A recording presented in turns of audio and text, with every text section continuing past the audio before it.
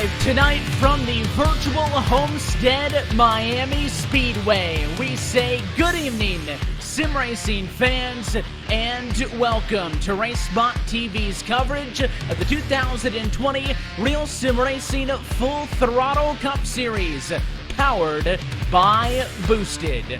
So happy that you're with us in South Florida for round number 4 of the 2020 campaign. And as always, happy that you're with us on a Monday evening. As always, myself, Evan Pasoko, joined in the RacespotTV broadcast booth by Mr. Justin Prince. Downstairs is our director, Connery Maddock. He's twisted and tweaking the dials and bringing us to you this evening.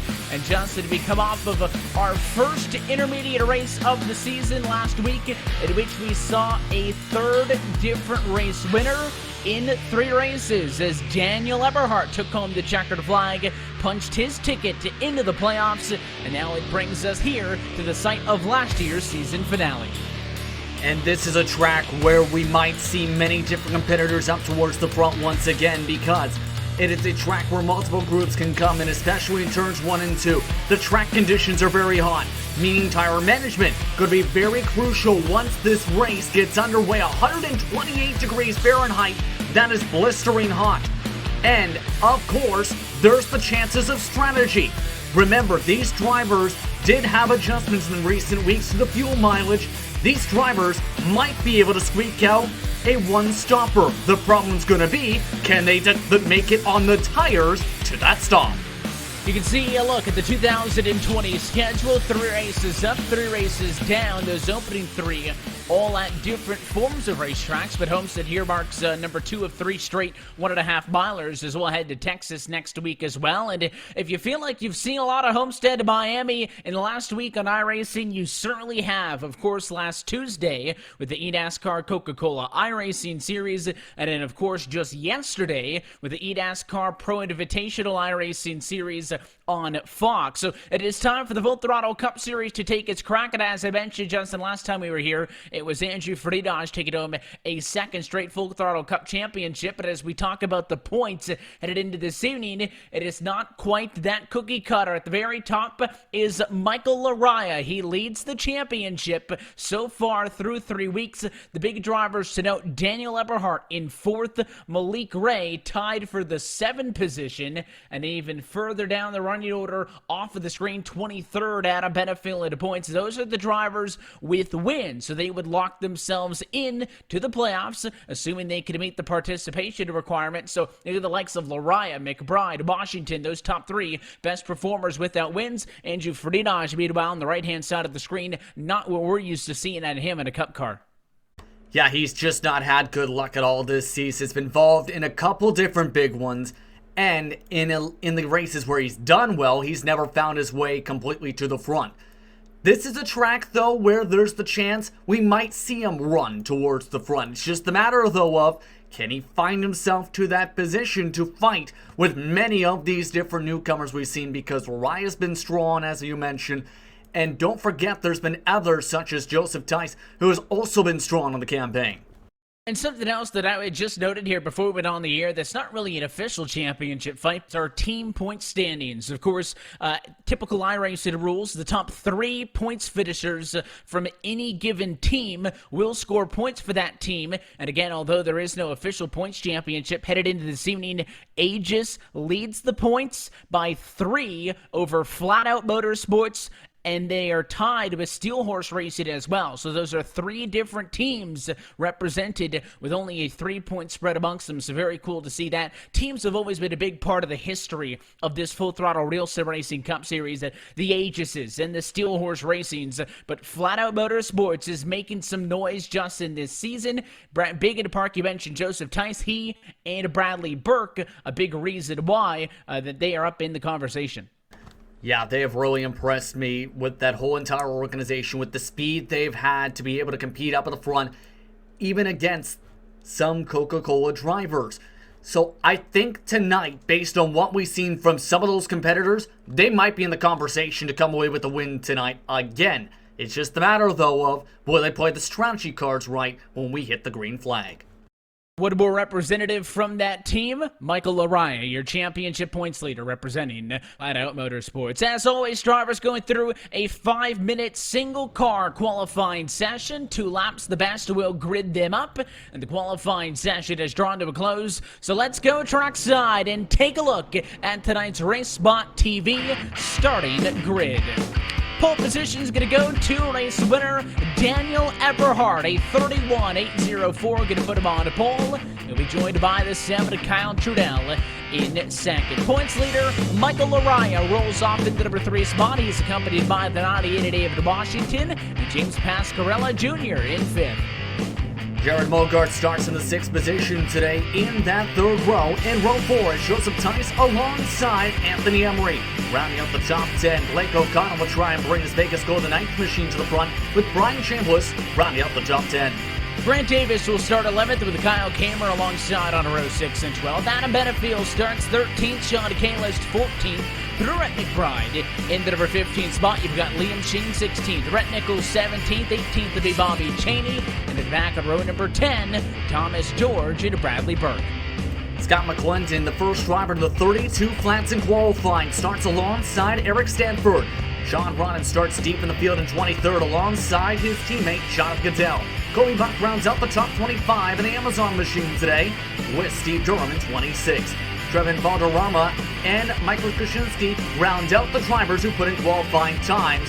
Malik Ray and Shane Parrish will be the first of some of the drivers who put in provisionals. Rest all going to be provisionals as well. It'll be Chris Parkman, Steve Soa, Daniel Scott, Nick Aldwell, Michael Mosier, with Andrew Pellegrini, Matt Miller, Jeremy Rittenberg, Andrew Friedage at the very back. 39 cars set to roll from the grid here at Homestead, Miami. A couple of notes as well, Justin, coming out of a rough and tough race, just a week ago at the Atlanta Motor Speedway, is not everybody participating in this race either. Had some probations, had some suspensions handed out as well. A 1-race suspension to Sam Nieto that's being served. He is not participating tonight. And a 5-race probation to Chris Parkman after those 2 drivers had some incidents both during and after last week's race.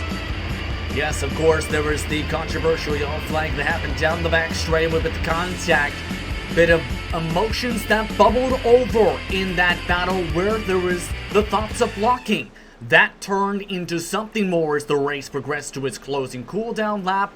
It's the hope today for many of the drivers, though, they keep their emotions in check for this race at Homestead Miami Speedway and battle the hot track instead, blistering hot, Evan. The racetrack located at 1 Speedway Boulevard at Homestead, Florida is 1.5 miles in length, progressively banked, 18 down low, 20 up top, and we have not seen it this early in a calendar in quite some time. The pace car's going to head down to the safety of the pit lane, and it is Daniel Eberhardt into control as we say, let's go racing from Homestead. Round 4 of Full Throttle Cup is underway to turn 1. And not a good start on the top line. Already drivers checking up. Mogart had to get hard off the gas.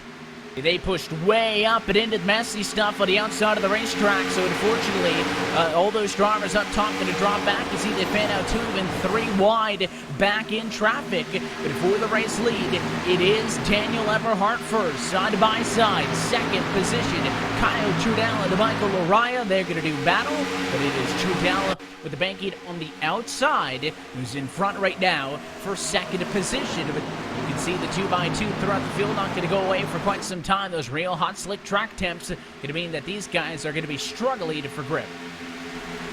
Yeah, and this is, mind you, to a track, or a car rather, that swings more tight in the long run, so it's going to be kind of a weird balance for these competitors. The preferred line is just above that white, lighter grayish part of the circuit, where it starts to rubber down a bit. You'll see many drivers try and paint that line, that edge of the grip, in the corners to try and get as much speed. We're seeing Lariah, for example, try and do that. He is trying to make something happen, and here comes Washington now in the bottom. Lariah has moved his 44 car up from the bottom to the outside line, so he is behind the 7th machine of Trudell right now, but takes a look to the inside, of course, still fighting behind as we have a challenge for the race lead. Here he comes up on the bottom line, the 98 of David Washington. Not a good quarter exit for Daniel Eberhardt, 3 wide of the apron behind them, but it is Washington. New race leader, lap 4. It almost looked like that Daniel Eberhardt actually let him get the lead. He lifted off the gas on the corner. Here's the problem with that. That really messed things up for everybody behind them because they weren't expecting the teamwork to happen at that exact moment. Everyone has quickly gone back to single file here, Evan, but as we're seeing, you get to the bottom here in the corners. The runs off the corners do not give you enough momentum to be able to make the pass back. It's able to defend a bit, but you want to be on that bottom.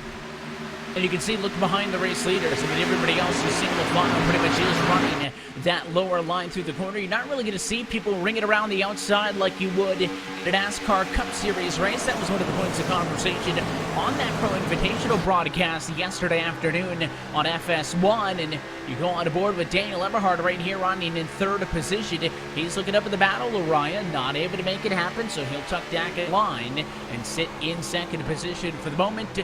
And just for a brief second, single file through the top 5 on the racetrack. There's still plenty going on behind, but with that 44 machine unable to make a move on Washington, Eberhardt wants to close into his bumper. He might try to make the move his own. Here he goes, looking to the inside in turn 3. Just can't quite get the nose there on entry. Yeah, and that's one of the important parts when it comes to this racetrack is the timing of the entry, because one thing people don't realize is it's technically where you're going uphill for 1 and 2 right here, all the way to the back straightaway. Then you're basically going downhill from turn 3 all the way down to the front straightaway. That's in part reasoning to make sure fans could see this back straightaway from the front stretch grandstands. So it's much more difficult in how you handle the corner, especially if you get high up in the groove where you're trying to fight the car from going to the safer barrier. And quality of the racing aside as well, just a beautiful facility at Homestead. Miami played such a good host to the championship weekend in the NASCAR Cup Series for so many years, and of course they're in turn over the championship races for basically every sort of league and service on iRacing. But of course, changing over to Phoenix this year, we'll see that for round 30 instead of our annual trip out here to Homestead. You can see Eberhardt on the inside of Washington trying to get all the way through this time. He's clear at a turn 4, and he has done it. Got that inside positioning, passed him up. Washington with a run, but opting not to cross him over. Instead, a shove to the bumper, and it is now Eberhardt out in front. Eberhardt's looking very confident right now in that race car, have to say, with the way he's been able to get the runs. But here's the thing. You can already tell with the amount of draft that some of these drivers are just able to potentially slingshot back. Washington, though, elected, it looked like that time, just save the tires, don't send it hard to the inside and fight. Because he's also going to have to look in his back mirror because that 44 still got some momentum.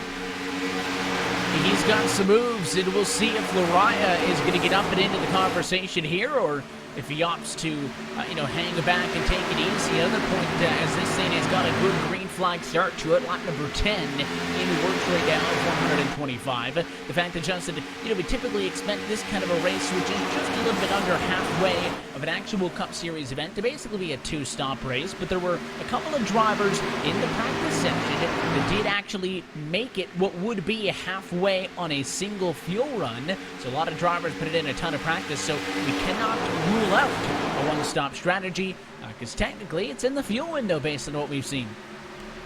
Yeah, absolutely. We were discussing that before. It was alluded to at the top of the broadcast, where it can definitely be a potential one-stopper by a good couple laps potentially. The problem is making sure the tires last, because many drivers were saying they were close to near tires, no tires, and we have a massive stack of drivers in turns 3 and 4. Yeah, no caution, everything okay, but you can see 4 wide now, back of the pack as they're all going to snake on by. One of the slow cars is Chris Parkman in the 15, but I think it all started with the 43 car of Sean Kalis. There was contact in the turn. Kalis got hit by the 19 machine. I believe that's Stanford. And the 43 was able to hang on. There it is. Watch Kalis this whole lap around. He's in a battle side by side. And when we come back to 3 and 4 the next time through adjusted, he's going to get a shot for the back end for the 19 at Stanford. He did a very good job of saving that race car. But of course, everybody trying to get around with all the speed is what made it look so chaotic. We'll see it now as they head down to 3. Yeah, there's a little bit of trouble with Bradley Burke also that caused this. And watch right here. Kalis sees what's happening. Driver behind, his own teammate, didn't see what's happening. Everybody was sent scrambling because there were drivers having to go 4 wide with many of his competitors going 130 miles an hour. Here's exactly what Kalis seen. Seen Burke get hit. That was one of the Steel Horse machines he made contact with, I believe. Burke did. And Kalis, a heck of a save to keep it straight.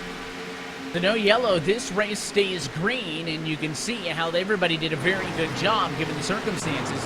And hanging on to that could have easily ended up in a big pile up. Kalis is way back in the back. You can see the middle of the racetrack still has got a ton of traffic. But up here, David Washington in second position. I'll tell you what, Justin, he's taken a couple of peeks on Daniel Eberhardt here. Looked to the outside the last time at a 4, opted not to go for it. But he's on the bumper, so Lariah has dropped the back just a bit of a car length and a half, but still right there in third as your top 3. Do everything they can to get a little bit of a breakaway and get some space. But David Washington is showing he is not going to fall back. Thought maybe Daniel Eberhardt could make that move, get into the clean air and set sail, and has not been the case. The 98 machine challenging it every single time around. Yeah, they've done an impressive job to keep within the range, but this is around that point of the race where the dirty air does start to come in play because you do have much more tire wear in that air. I think Washington knows that if he works together with Eberhardt, they can pull away from the rest of the pack. That this is where those packs usually break up into those smaller groupings compared to, say, what's going on with the fight for 5th and 6th. So it's getting interesting here for drivers like Anthony Emery.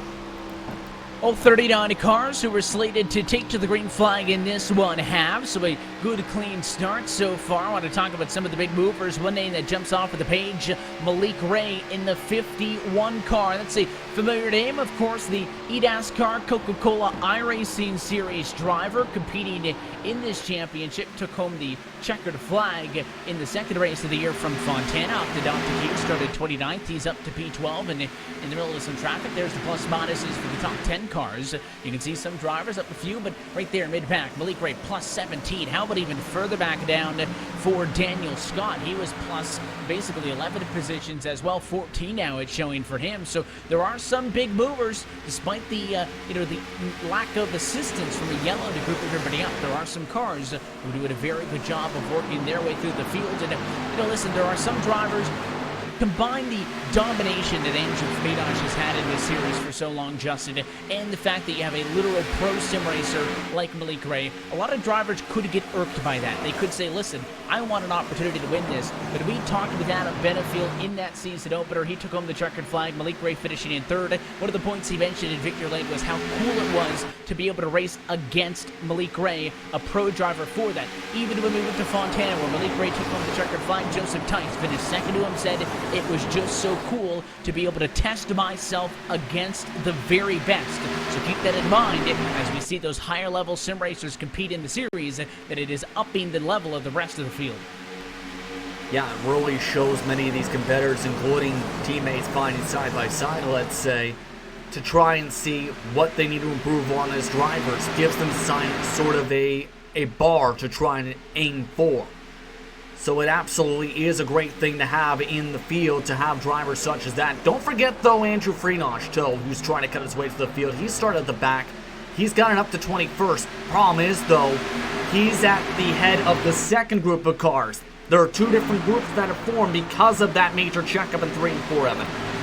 And you can see the side-by-side behind the leaders as well. So there are separations throughout the field everywhere. Friedosh leads this second group of cars, if you will. You could actually, if you just showed that shot at the position, you could be tricked into thinking that this was the battle for the race lead. But there are your leaders going off it into one, side-by-side for third. Just talked a little bit about Joseph Tice, started in 7th position.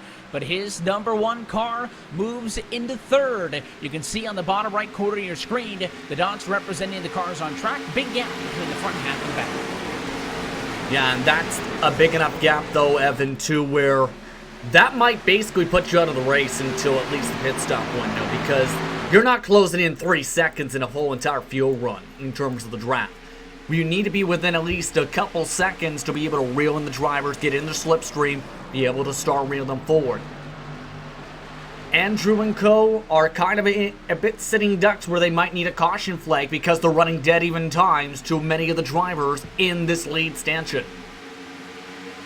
And of course, if this stays green, then we'll see that really start to stretch things out when you talk about pit stops and losing touch. But it also means if there's a second half of the pack, you could have pit lap traffic if we get through a green flag cycle of pit stops. Again, if we expect this race to go for the 2-stop strategy, you could expect cars into the pit lane right around lap 40. But again, if you would want to go the distance and do it on a 1-stop, on a 125 lap race, you'd have to do about 62, 63 laps.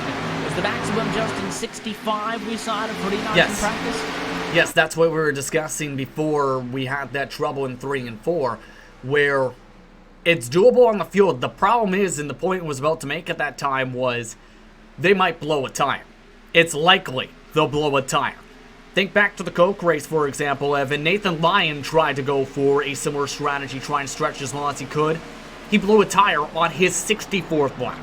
So if you try and go that long, there's a very likely chance you blow a tire before you can make the pit lane, or somebody at least does. I think Frenage in that practice had used up about 90% of the right front tire, so he was awfully close to running it out of tread. Keep it in mind as well, track temps continue to go up now. 131 degrees. If you put your hand down on the asphalt, that would not feel nice, so that does not help at all. So certainly, I mean, you would have to conserve anyways to just get there on fuel, but like we said, as we see Malik right now fighting through the field, it is a lot more of not just that, but you do need to keep care of the tires, not only just the fuel, to be able to make some of these longer strategies work. Malik Ray started 29th with that pass. He is now in position number 8, so his Rowdy Energy Toyota for Joe Gibbs Racing is on the move. Next on deck, a driver who is no slouch in Adam Benefield. Yeah, and one of the main things when it comes to Ray and when you look at how he drives is he's good when it comes to being able to carry speed into the corner, then maintains it to the apex. That's where he's gaining a lot of his time to still keep the momentum going. Just take a look at this on the onboard. You can see some of the difference alone in turn 3 especially. That's where he's gaining a lot more of the time. He sends it in about 25 feet deeper in terms of letting off the gas. Able to stick that for the apex, and by the time they get off the corner, he ends up gaining that little bit of momentum on the driver in front, plus some of the draft, even despite having to deal with the dirty air. That's how some of these drivers carry that amount of speed. Well, mind you, too, with that wheel bobbing a bit back and forth, to try and keep the heat inside the said tires. And of course, long way to go at Homestead, and there's a good shot at some of the space into the back straightaway. A couple of cars strung out towards the back as there's a move on the inside line as Malik Ray does get up and around the 83 of Benefield. That pass for 7th, and it looks like Benefield kind of gave him some space, and those two drivers chatting on the radio about that exchange. But I mean, even through all of this, the top 3 have not backed down. It is still a very convincing battle for the race lead in this boosted Dot Club 125. Still Washington, Eberhard, Tice, 1, 2, 3, there they are. They really have only those 0.3 of a second of separation before it is a little bit of a jump back to Trudell, Lariah, Mogard, and everybody else 4th on back. But top 3 trying to pull away in this one, and you wonder if these drivers are able to conserve or take it as easy as they would like. Maybe they all are, or are they pushing each other hard right now? It'll also be fun to see, you know, who goes for the undercut first. Should all these drivers end up on the same pit strategy?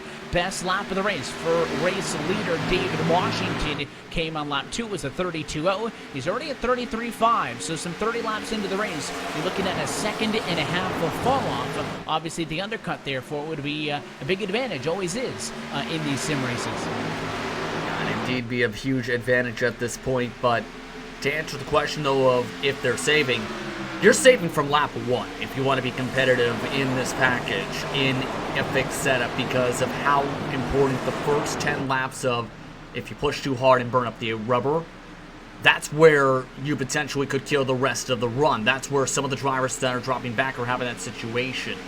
So this is it's a case where you're saving early so you can be able to maintain speed for the mid and long run in this race.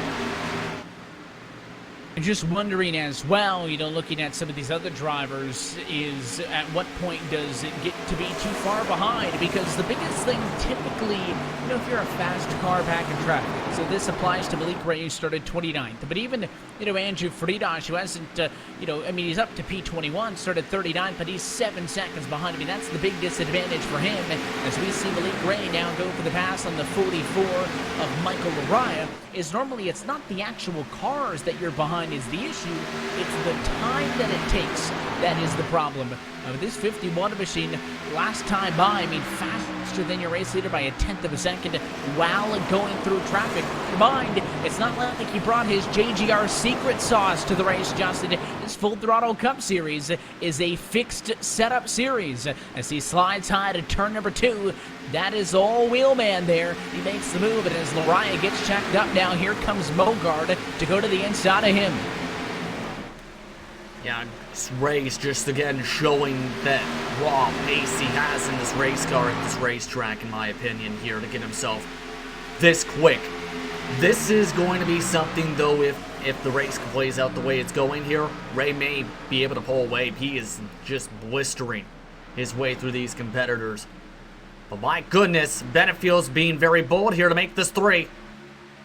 He wanted to go 3 wide. He actually got a nose on the inside of Mogard.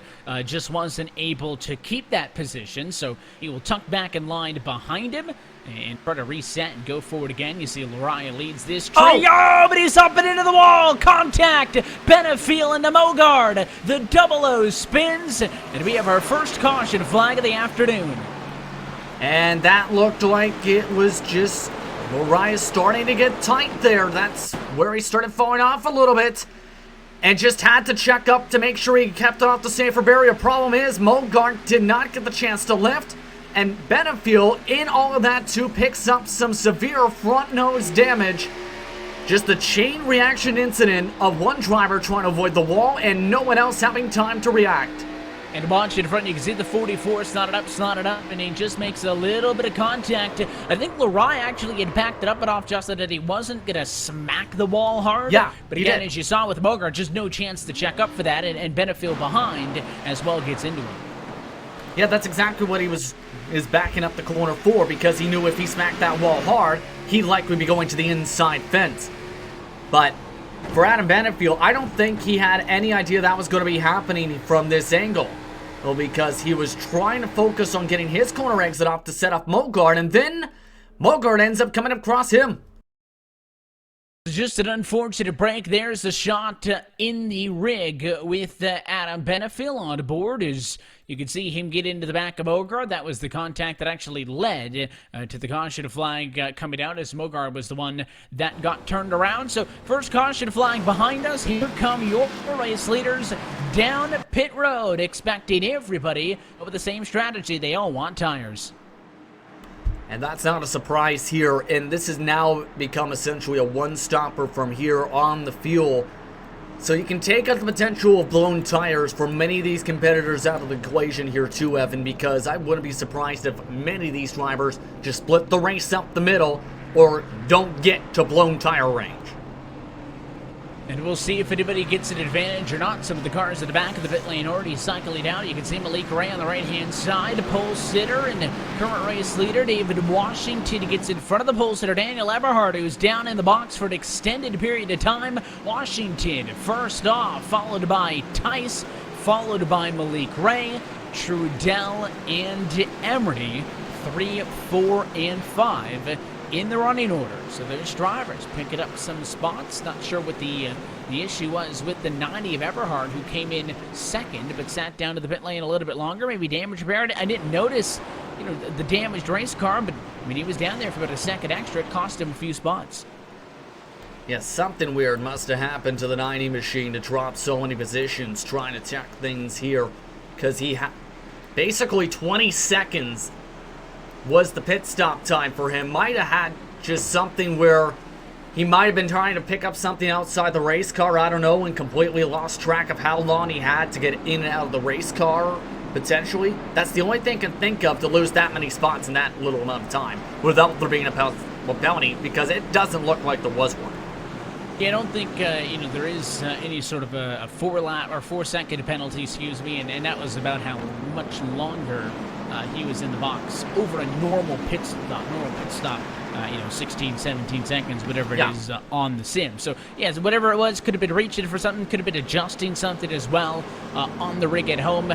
Nonetheless, he's going to lose spots. Your pole sitter is down in 11th position. So, we restart with the 98 car still out and in front of the field. David Washington going to be the control car. Going to restart any time from the pace car dives down to the safety of the pit lane to when the green flag comes out. So, he has all that time to play with, and if I'm Joseph Tice, I'm really worried because with Malik Ray lined up at a bumper, he's going to have a really good opportunity to feed off of David Washington and get a good start and follow him right through into second position. We'll see how it shakes out getting set for the restart. This time by, we'll put 37 laps down of 125, and it is David Washington in front. He looks for the green flag in his Ford Mustang. Back underway. And that's the fear that I think we both had there for Tights on the top side. Just couldn't get a good launch, and also doesn't have the preferred line for these starts here. So already Malik Ray pulling off and away.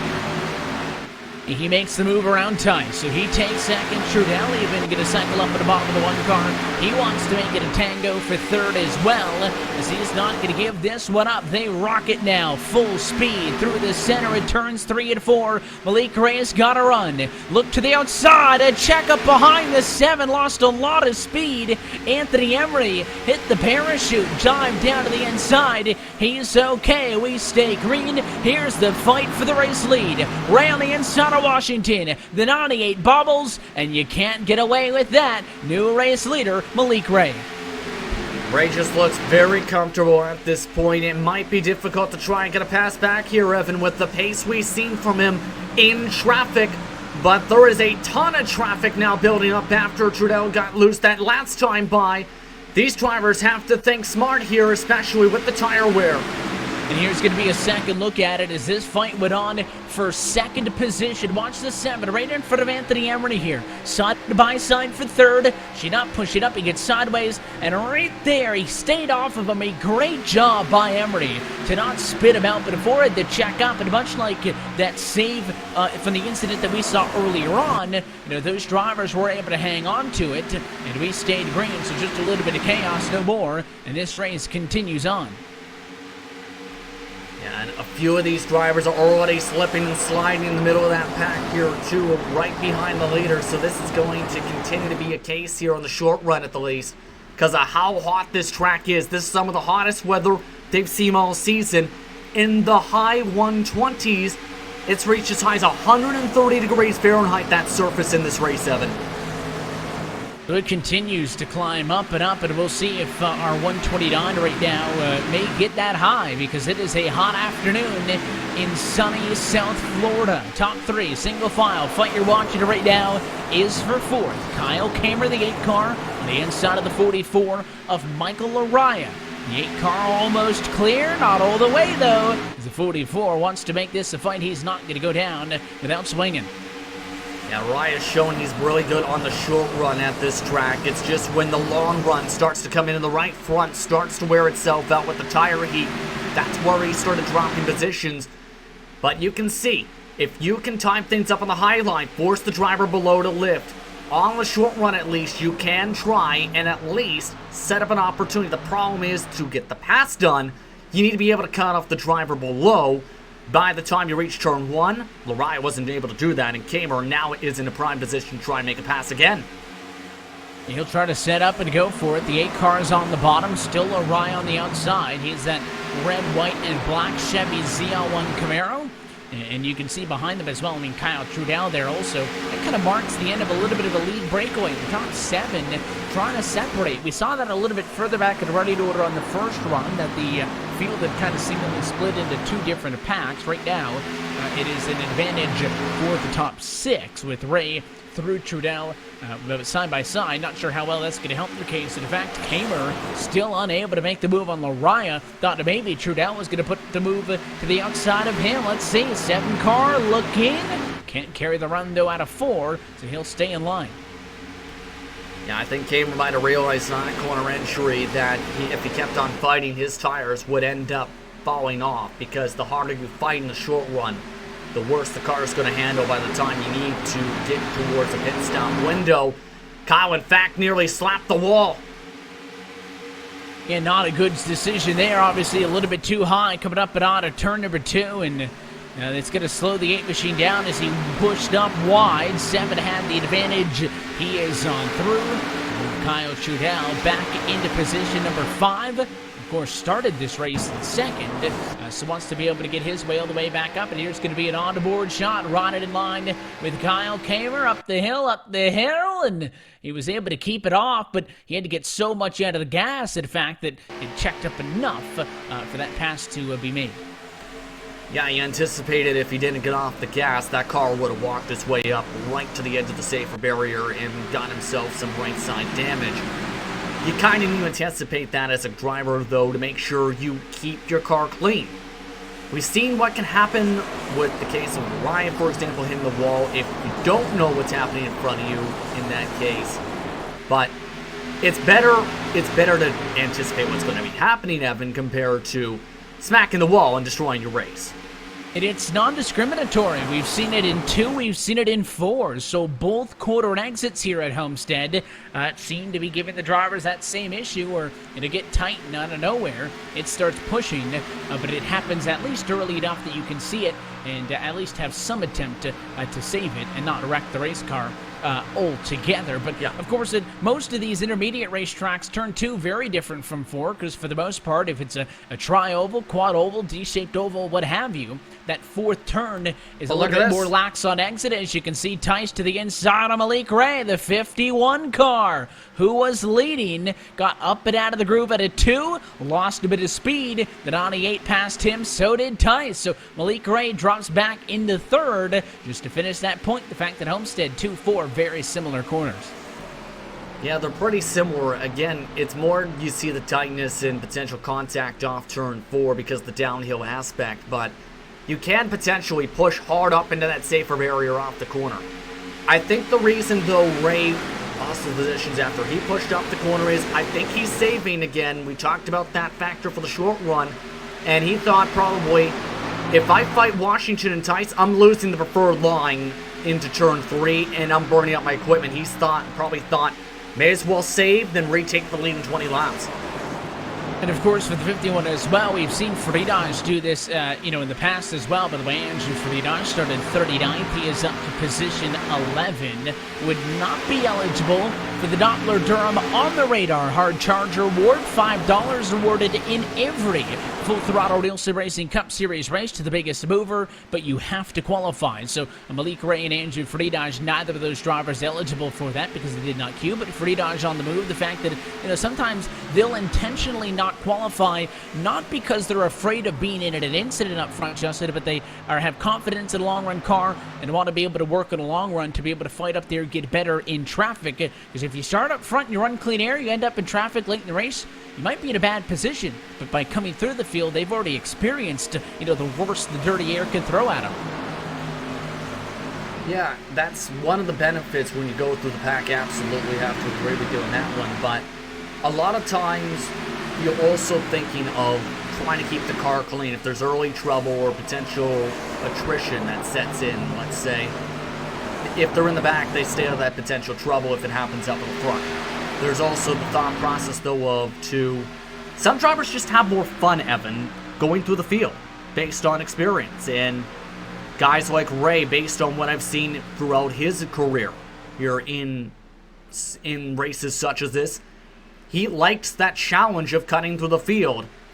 I've seen times where he's gone from the back, elected to restart at the back of the field, and then cut through the field again in 10 laps. And we'll see if that, may be a play later. Malik Ray for the moment holding third. There's a good shot to the back straightaway. Somehow we've got 2 packs again. Top 7 breakaway. All those cars separated by just 0.7 of a second. You can see that lead group in 3 on the track map. Bottom right now, center with 3 and 4. And then it is a jump to 2.5 seconds back before you catch Anthony Emery into position 8. So the top 7 trying to pull away here at Homestead.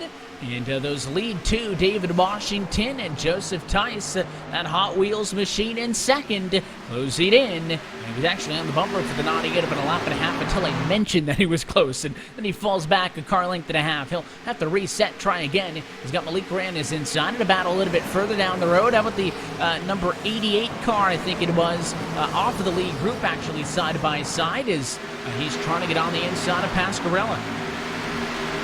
And Andrew, again, has had a hard-fought race and a brand-new look for him tonight in that Trap-C Designs machine. But it's just been a surprising turn of events. It seems like, based on what we've seen so far, Evan, he's going through that start of the back, trying to get the challenge of cutting through the field kind of point today. Contact behind them. Cadell just walled somebody. Yeah, they're squirrely. Everybody's going to hang on to it. I think it may have been the 5 car who looks a little bit beat up, Brett McBride. He was on the outside of Cadell, and it was the 24, actually, next to him, a Grant Davis. Yeah, Grant Davis just absolutely got hit up into the wall by Cadell getting tight off the corner. Grant Davis in the 24 machine in that Jeff Gordon paint scheme, but you'll see right here, Cadell starts washing up. Davis, he tries to keep it away from the wall, in fact, and that's what ends up drawing the 2 of them there. Davis could have been much higher up. Cadell was sliding up. I will say I appreciate that you referred to it as the Jeff Gordon paint scheme, because one day pretty soon here, someone's going to see a flamed Exalta car, and it's going to be referred to as the William Byron paint scheme. But you can see it there, the Exalta car up and into the outside wall. Bobby Cheney down to the inside. I thought it might have been the 5 initially because McBride was right there in the picture. He's got the Hot Lap podcast on that car, new sponsor for this week. But he checked up and he was able to get around it, and that's at least, 2-3 times now that we've seen a close call that these drivers have been able to recover from. This race could have a couple of cars on the hook if it wasn't for the field paying attention and taking care of each other. And that's the awareness you have to have as a driver. Situational awareness is the term that's been used by real-world race crew members. If you aren't aware of your surroundings and the race, and managing your equipment and managing how your race can go based on your abilities and the performance of the car, trouble pursues. These drivers have been really aware. I'm surprised, though, here, Evan, that Jonathan Cadell's been able to fight hard as he has been, despite the fact that he's basically torn apart that right front fender with a couple hits of contact. He's done everything he can to tear it up, but so far so good. In front of Cadell, you're looking at the 55 Rhett Nichols. That's the car on the bottom in this 2-car group. The 22 is Scott McClendon opening outside, and they are doing battle for 13th and 14th spot at the moment. Just behind that 5 of McBride. So, you do have these groups and a battle here and a battle there. There's also a fight for 8th position. Andrew Friedrich just passed up Anthony Emery. There he is. The 88 car with the pass. A new look at 88 to Ford for this week as he makes up what is a 31st, actually, position gained on the evening to crack the top 8. Yeah, as mentioned, that's a brand new sponsor on that car, Trap-C Designs. That car looks pretty slick for tonight. Here's going to be the interesting thing, though, Evan. Now Friedrich is again the lead car in a pack. Can he keep up with these drivers? If these drivers keep fighting, mind you, he might be realistically inside the draft to catch up to these cars in the next 10 laps. Daniel Eberhardt's definitely helping this out. He's being a factor in all of this because all of this slowing each other down is taken away from that 70-car breakaway and turning itself into one big long pack as the top 4 have pulled away from Everhart on up. You're on the board with the 7 Kyle Trudell. Car on the right-hand side, that's the 8 Machida Kamer crossing to the inside, trying to get the scoop on the 90 of Everhart. but was not able to get to the inside of positioning that time, so he'll stay about a car length off of the bumper. This time at a turn 4, hit the reset button and try it again, but Trudell as well, third in line, is going to have to get going here because he is 0.8 of a second ahead of Andrew Freitas. You know, he can't see it in his mirrors yet, but Freitas is coming to back right corner of the screen. You saw him. He would be the next car to join this 3-car group. The more they fight, faster he'll catch them. And we have trouble. O'Connell is taking the road course. Caution. And the caution is out.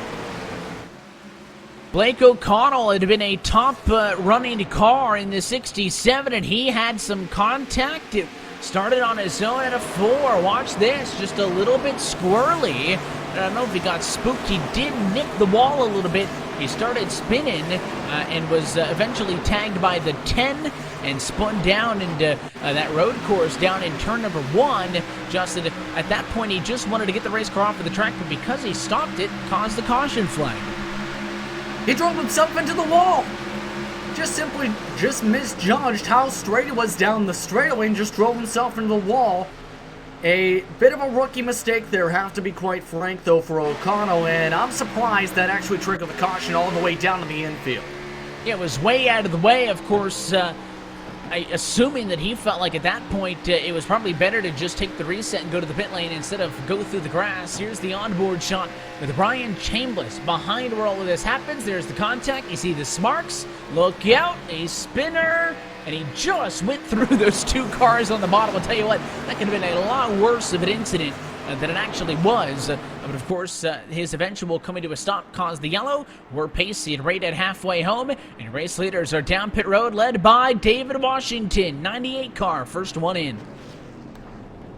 And this is going to be very intriguing here, Evan, because they can make it on fuel here, but the question is going to be, will the tires hold up for many of these competitors? Tire conservation can be very important this upcoming run for these competitors. Drag race off of pit lane, first time tonight. New leader off of the pit lane, Malik Ray in the 51 car, 4 tires, faster than anybody else. He'll go to the race lead, assuming that the lone car in front of him does pit. The 75 of Steve Soa missed his pit stall, overdrove it a little bit, and unfortunately for him, had to take the go-around. So am expecting to see that Bud Light Chevy come down to the pit lane this time by. Of course, you need the fuel. It is technically doable to the end, so he is going to bow down and get off and away to the inside. So Malik Ray, 51 car, first time tonight, he's going to be out in front. This is going to make it very, very interesting here for when this race gets back underway here, because we've seen how good Ray has been and how much he's been trying to commit to saving the tires on the short run. And tire conservation now is going to become an absolute premium. The way the yellows have fallen is it hasn't messed up things too much strategy-wise. So we mentioned that 65 would be the maximum doable on fuel. We're about to see a restart with 60 laps to go, past halfway from Homestead, Miami. So you can go the distance, but will the race flow allow us? Or do we still have some restarts left in it before it shakes out? As always, every race of the 2020 Full Throttle RealSimRacing Cup Series is powered by Boosted, the place where gamers and creators go to monetize digitally. They'll build free e-commerce stores and help get sponsorship for those looking to build their brand. Go to boosted.club for more information.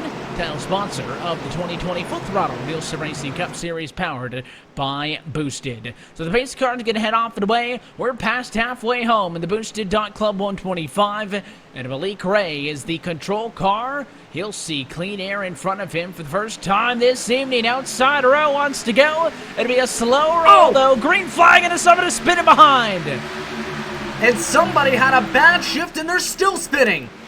So far, no caution. A couple of cars at the back. Shane Parrish is one. Parkman's the one who had the big issue, but no caution yet. Something happened there where I'm going to have to see this from the onboard here, because Parkman, it looked like it was okay. I think he might have had a major checkup. That's exactly what happened right there. Somebody didn't go.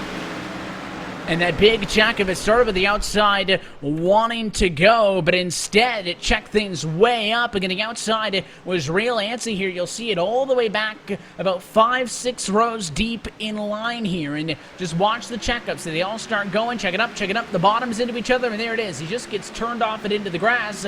He's spinning on his own. Look out.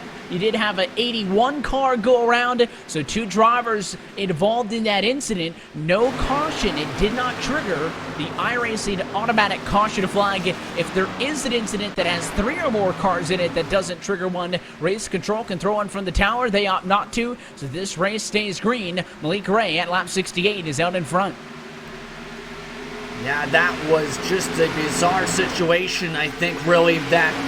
Here's the thing, all these drivers are trying to anticipate that start there, Evan, where the drivers that were already in the back bumper were basically setting things up for the drivers who didn't realize that was happening a couple rows in front of them, and everyone just ended up stacking up in that situation behind Kyle Trudell, who wasn't able to react right on the split-second hair. And now, Daniel Eberhardt is trying to sidetrack him in a hard battle.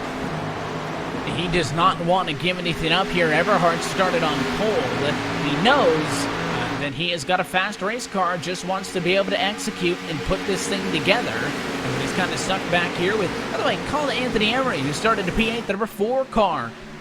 Has not been quiet. I don't think that's the right way to put it, but he hasn't been in a lot of these battles. He's been staying consistent in speed. He's up the P5, so it's a good job for him. You can see look at the 1 car, Joseph Tice. He takes the lead away from Malik Ray, who dropped the back of the inside on the front straightaway. Maybe not wanting to be up front. Could that be a decision to get some traffic and feel safe? Again, I honestly think they can make it. For the most part, a lot of the drivers in the Coca-Cola race too, Evan, were able to go more than 60 laps to try and stretch on the fuel. I think it's more so Malik saying, you know what, I know these drivers are pretty quick on the short run, let them burn up their equipment and just stay behind them and watch them have their fun, then make the pass back, as we talked about in the last run. We'll see how it plays out again. He had dropped to 3rd on that last one. This time now tucks in line in the 4 position. So therefore it's Tice 1, Mariah 2, Washington 3, and Malik Ray in 4th. Of course, everybody else still strung out through the field single file. In fact, for most of it, I don't know if we've seen this much single file all night from top to bottom throughout the field. But the way it looks now, everybody's strung out, trying to stretch this thing to the end. Again, right on the cusp of being possible, if this thing could stay green, to go the distance with the fuel on board. Washington messed up too that time just a little bit, and it gives Tice a small buffer. Here's my concern though here, Evan, though, is if these cars rather fight really hard, I feel like there's a chance someone blows a right front tire with the way this race is trending. Some of the cars potentially can lose the handling of their machines at laps 55 to 59 of the run once they get to about 20% of the right front tire in terms of tire wear. If you get to that point, that's where I think we're going to see potential major trouble at this point, and I think that's why there's so many drivers being timid this run. Well, it's funny because a lot of the time you'll see, I don't know if timidness, but I mean, even the opposite. Sometimes you see some drivers get a little bit too aggressive early, and it takes a couple of yellows to kind of snap them straight, and then that middle portion is when they take it easy.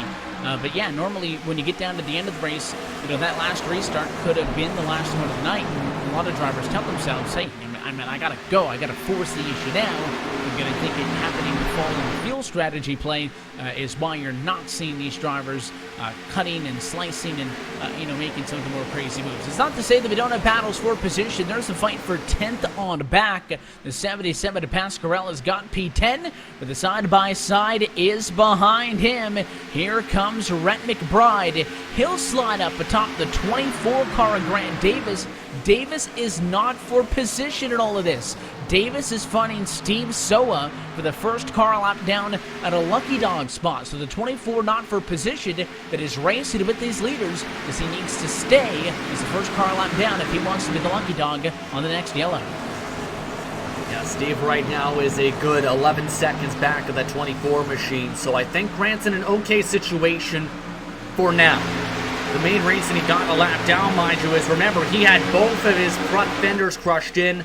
he elected to just take the full damage repair instead of loss of speed. Problem is, they are getting really dicey around him. Honestly, I'd back out of this because league drivers do not like being raced by a lapped car. And it's not even, that he's making it side by side, but if you're the 19th machine here tucked in line behind him, if I'm Eric Stanford, I want to be able to get up there and fight Thomas George for position. Instead, I can't, because there's a physical race car in the way.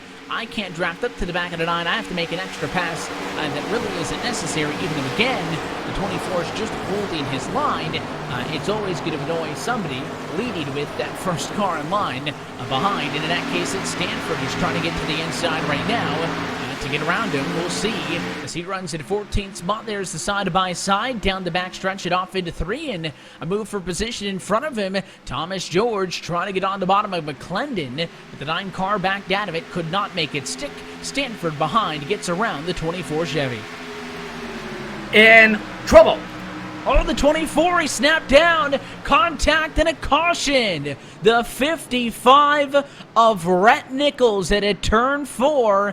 And you just talked, Justin, about being afraid of a lapped car. And a 55 made contact there with the 24. And that was right in the middle of the straightaway, too, where I don't think he snapped loose. It almost looked like he was trying to almost get air to the nose, maybe. And just right here, drifted down right into Rhett Nichols. What a tough way for Nichols to get severe damage, one of his first starts of the season. Yeah, I thought the 24 was going to be the one going around across the nose of the 55. Instead, it was the second tap. They tapped each other twice. You'll see it here from the chopper right there. He's going to come down. There's going to be one piece of contact and then 2. And it's that second one as the back end of the 24 kind of snapped back around as he saved it. That sent Nichols into the fence, and there is no room for error with that pit wall at a turn 4. So it's an incident. We slow things down. And now, of course, even though feel possible to go the distance, expecting drivers to want to come in and get serviced. Yeah, you take the 4 tires when you get them at this point. It's a track, mind you, too, with how much tire fall off there is. Taking 2 tires would be absolute suicide in terms of sticking in the racetrack after a couple laps. So 4 tires and fuel as many times as you can get it if you get more and more caution precaution situations tonight. The race leaders down to pit road. Lariah, Tice, Washington, Malik Ray. Those are your top 3. Malik Ray's not in the line of race cars, you see, because he qualified so poorly by not queuing that his pit stall is 29 down. Of course, further down to the end of the pit lane you are, the better you were off in qualifying spots. And the 44 car, Lariah's got the right sides up, is going to go for lefts as well. You can see a good look at all of them here getting service. Right sides, left sides, and I don't know if the 44 machine's going to be in front. He'll burn it off of pit lane. He stays P1. Malik Ray goes 4th to 2nd. Again, Justin gaining spots on pit road to put him back into the runner-up position. And Joseph Tice 3rd, Anthony Emery 4th, and David Washington P5. And part of that here is some of the experience you have when you're at the highest levels of this sim in this sport here, Evan, is you practice everything. That includes pit stop entry, pit stop exit. Ray's one of the best drivers when it comes to pit stop entry in the entire Coke Series. And what you also know, too, that on iRacing, depending on where you stop inside the box, Evan, it can cost you a couple tenths by stopping a little bit too forward, a little bit too farther back than being right square in the middle of the pit box. Ray, I think, has been hitting those stops so perfectly and exiting the stops so perfectly as well, where even though he's at the back of the pit lane, that's helping him so much to get by drivers who are at the front of the pit road lane. And with the lights on top of the pace car staying on, of course, you do see the 24 in front. So he, I guess in the end, since he's not the car that spun, is going to stay out and become the lucky dog. So he'll get the wave around and get back to the lead lap. Both he and Michael Kaczynski, actually Kaczynski may be the official lucky dog, but he'll get back to the lead lap. So does Davis. So does Steve Soa. So that leaves Rhett Nichols, who is out of the race. And so Blake O'Connell is the only cars off of the lead lap. So both cars not on the lead lap right now have gone to the garage.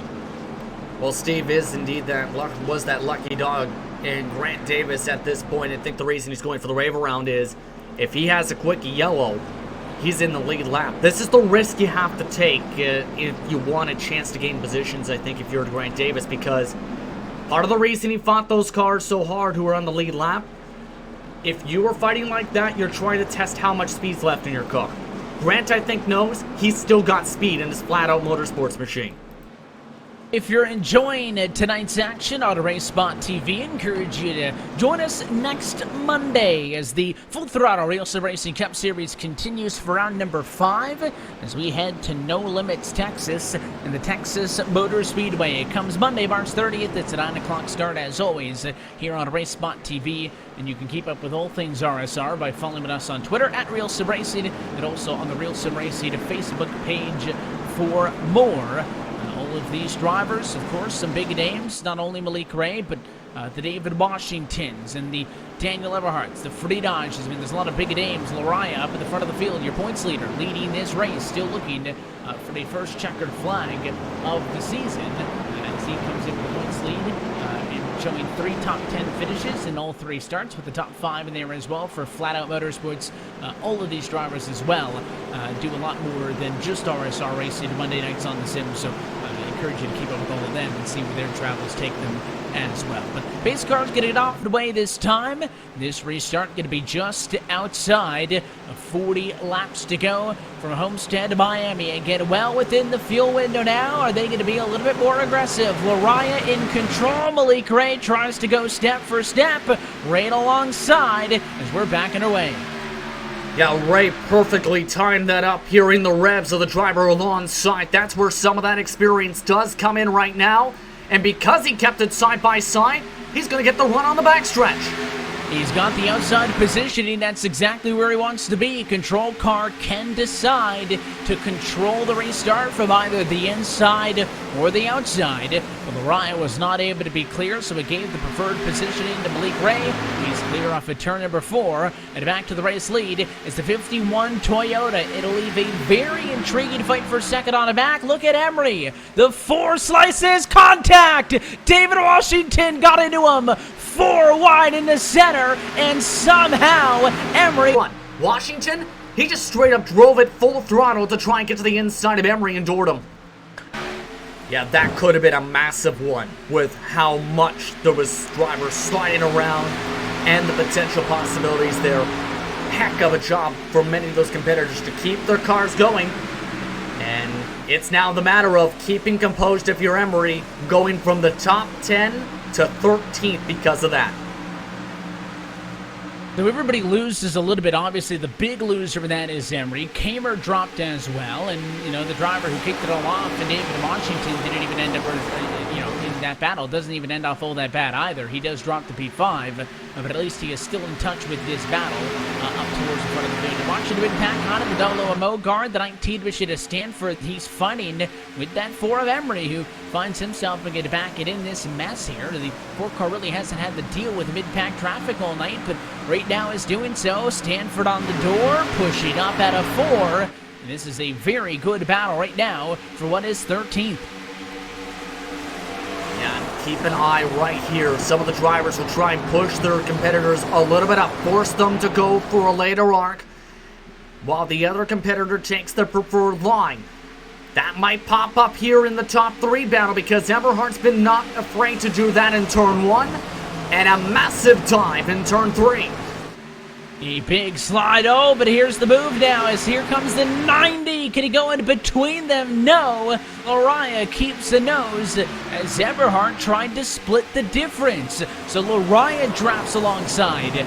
Will fight side by side for second on track, but it is David Washington behind. Watching Eberhardt slide up. He's got the spot. And Malik Ray again now. Going to drop back to the inside. Eberhardt makes the move. So does Lariah. Here comes Washington. Got spooked on entry. Checked up. Can't do it. The 90 of Eberhardt, though, through all of that, is once again your race leader. Here's the crossover, though, by Lariah. There's spinners at a turn 4. Is that the 19 car who's down into the grass? It is. It's Eric Stanford who hangs on after he got put in the wall by the 4 car of Emery. But no caution.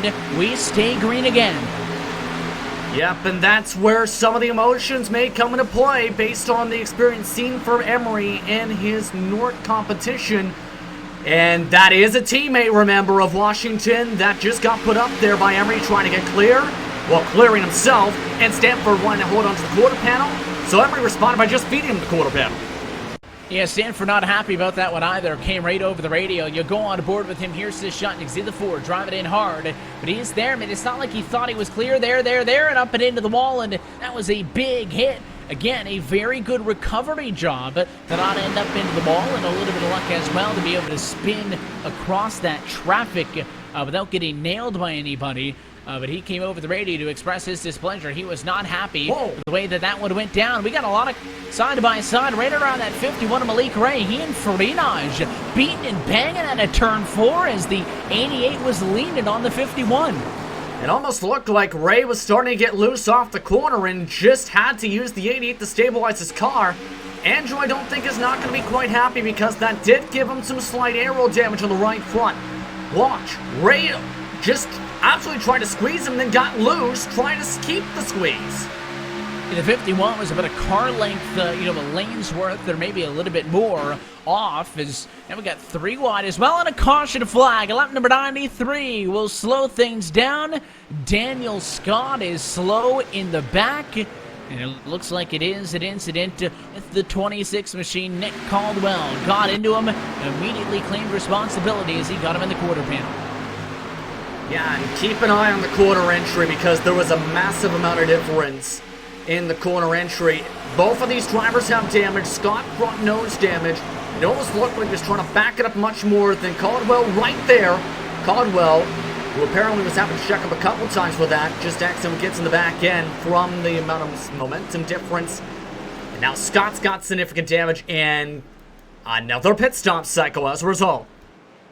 And now that fuel question that we had kind of teased for a lot of the night is out. It is simply just come down to the pit lane, and you're going to want 4 tires basically every single time through. Malik Race, through the chaos, has dropped back to P5. Of course, Andrew Friedage up to P6. It's the highest he's been all night. But Lariah first into the pit stall. Can the 44 car stay in front? It becomes the question of, did he get in the box well enough? He is further back in the stall. That might cost him a few tenths of it. We'll see how it goes. Service is up on the left-hand side. If we get set for the race off the pit lane, in front, can Eberhard do it? The 90 it does. Daniel Eberhard, did he win the race off of pit road? It looked like he just edged out Michael Lariah. And it may be, if so, 3rd to Washington, 4th to Malik Ray. Tice in the number 5 spot. And as they cycle off the pit lane, there's that replay. The line is where those green cones are on the left and the right-hand side. We'll follow the 90 off. Watch to the second white stripe. Got him, half a car length. And that goes to show you how much of an advantage that number 1 pit stall is. Because, Justin, as we saw when they went off to the access road, it was actually Lariah who ended up in front of him. But because of it's where that line is, Eberhard doesn't even need to be up to speed to be considered exiting the pit lane. So he does win that battle off of pit road. You are seeing the lone driver to not come down. Chris Parkman, who started in 31st position, is currently your race leader. Remember, he's one of the drivers who had some trouble. I don't know if this is a good call because he's now going to be the leader because of this. Evan, this might be trouble. Well, we'll see how it shakes out. One thing to keep in mind is we mentioned some of the news and notes coming into this race and how there was a little bit of extracurricular contact last week at Atlanta Motor Speedway. Not only was Sam Nieto given a suspension, but Chris Parkman wrecked him after the race. He was given a 5-race probation. Drivers on probation score penalty points at 2 times the rate as normal. So it is a gamble to stay out anyways, just for your sake. But if he were to cause an incident here, he could be looking at a lot of penalty points racking up just from 1 or 2 incidents alone. So we'll see if the 15 machine has got the juice to make it happen. He'll bring us back to the green flag, lap number 95. With the Parkman in control, this restart going to come with 30 laps to go from Homestead. Pace car off and away, on board with Lariah in third. Green flag flies, a good enough jump for the 15. Here's the problem, he's on a 16-plus lap stint on those tires. He might be a sitting duck in about a lap or two here with everybody on fresh, good fields right behind him. The 44 is going to check in line, but look at the run from Everhart as you look off at the back of the 15. Here comes the 90. He'll drop to the bottom, side by side for the lead. Easy does it. Daniel Everhart back to the point. Lariah going to be next on deck, and it is going to be a whale of a few laps for the 15 car. Yeah, I don't know what the thought process here was. I maybe thought get bonus points, didn't realize there was going to be something happening, and a caution's out. It's going to be behind the race leaders. Yellow's out for Michael Kaczynski. The 30 is up against the outside wall, and this one may have been self-inflicted. Watch the replay here on the front straightaway, trying to get in front of the 33, not clear, and a hard hit into the fence. Yeah. That was just an error case of one driver thinking of trying to set up a pass and forgetting that there's a spotter call. That's exactly what happened. Kaczynski just completely forgot that Rodden was underneath and just came across the nose. And then a bystander in Stanford ends his race as a result, not expecting that. So a couple of the cars involved as we pace again here at Homestead, Miami. And we take a look at this replay on the board with Eric Stanford. You'll see the contact happened in front. Right there, you'll see the transition, spinner into the inside wall, right back up in front. Heavy damage to both of the cars involved. We'll take a quick opportunity to step aside when we get back to Homestead. Still 25 laps to go. Daniel Everhart, your race leader. With the start of a new decade and a new era, where from the virtual Daytona International Speedway, we say good evening, sim racing fans, and welcome to the 2020 season opener of the NASCAR Coca-Cola iRacing Series. As we say, let's go racing from Daytona. Round 1 of the Coke Series era is green.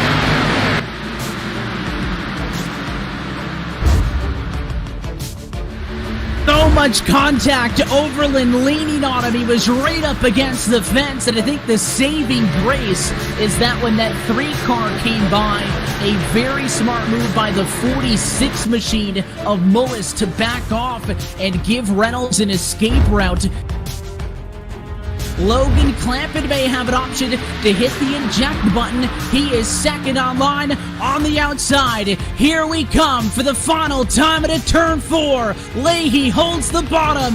Ottinger's going to get a shove. They're going to wreck behind in a photo finish, and it's good enough on the inside. Keegan Leahy, by 4 1/1000ths of a second, wins the season opener at Daytona. And we'll relive all of the action on the final lap here. You're going to see the wreck coming from behind, but Ottinger had a whale of a push from Logan Clampett. You can see 4 5 wide crashing. In fact, most of the wreck, it actually happens beyond the start-finish line. So I think most drivers going to be okay with where they finished, but it is up front, those first 5 cars that were able to stay together. Yeah, Bobby Bryant went to the inside, almost anticipating something was going to happen here by the looks of it. And actually, that's the 47 car going to the inside line. But you mentioned it, Evan. They're 4 or 5 wide. They're kind of sliding across the line. And after that, all heck breaks loose. Graham Bolin goes for a wild ride in the 18 car, up and over, and everybody else sliding afterwards. But for the most part, I don't want to call them pinballs, but that's pretty much what they were coming across the line. Look at all those cars going across, but they made it 100 laps.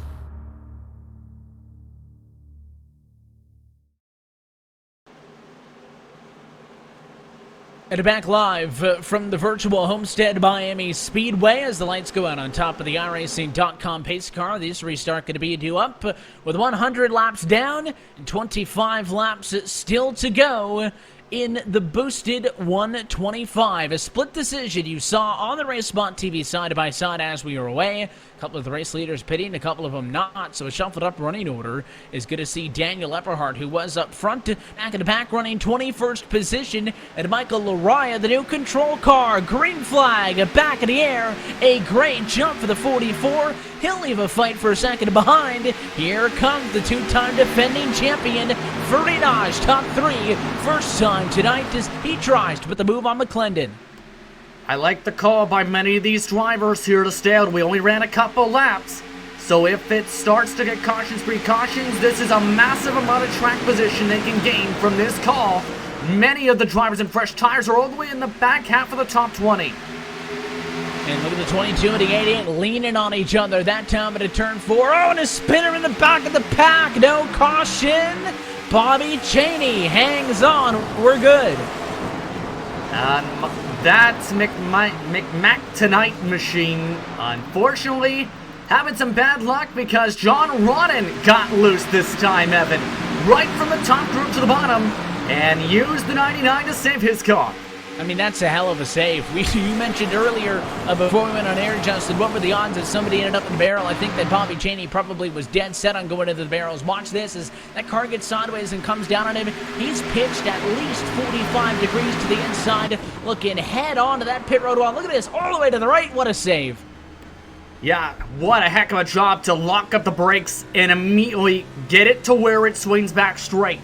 That's what you can do if you lock up the brakes properly, is you lock it up, sometimes actually hit the gas at the same time. Yes, it potentially can damage the motor, but it also can straighten up the car like that. A bit of trouble, though, in the middle of turn 3 and 4. They're 2-3 wide in the back part of the top 20. There's a lot of cars right now, 3 wide with the 25-ish and a chainless on the very inside. Are they going to be able to make it through? Steve Soa gets way up and out of the way as Davis trying to go in the middle of him. He's got a teammate now involved. Robin in the middle. There's going to be contact. The O2 car can't hang on. He's into the fence, and it's a mess on the back straightaway. And that was coming with the way they were racing. They were going 3-4 wide out of the run with fresh tires and damaged cars getting mixed up. If you're Valderrama, you're thinking, I just got bad luck here, because he was trying to avoid his own teammate and just bobbled out when he had to get off the gas because of that. Can happen where right there, had to get off the gas, it just lost him some grip, and Emery is the casualty.